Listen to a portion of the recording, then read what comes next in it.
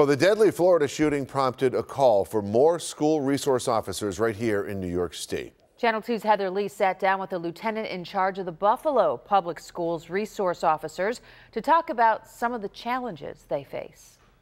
Buffalo Police Lieutenant Gail Allen works with 9 officers and 1 chief to patrol 61 Buffalo public schools and about 24 charter and private schools within city limits. The biggest challenge I think we face right now is the age. There's so many family breakdowns for some of these kids, and it's heartbreaking at times when you deal with some of these kids and you find out, gee, mom wasn't home when I got there.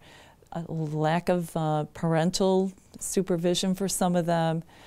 And kids are growing up at a faster pace now. The officers bounce around from school to school, necessary to answer all of the calls, not ideal though when it comes to one-on-one interaction.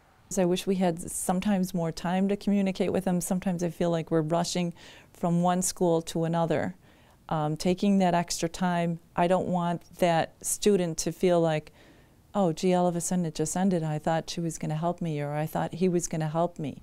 The State Sheriff's Association proposal to place 1 officer at every school across the state isn't realistic in Buffalo with the department's current manpower. That would take at least 1/10 of our department to do that, and that's just within the city limits. There's another challenge when it comes to keeping tabs on students and keeping them safe. Social media, there's so many threats that kids post on social media. Now the kids are threatening each other through Facebook, through Snapchat, and you can't control that. The department has upcoming training to familiarize officers with different types of social media and what to look for. They also take another look at their own plans for lockdowns and active shooter situations when things happen in other parts of the country. We evaluate what's going on with our own situation, what we can do to move forward, make it better and safer.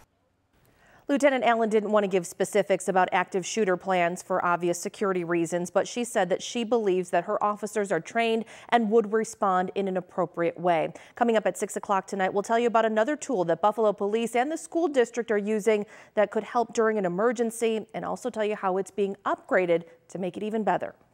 Heather Lee, Channel 2 News.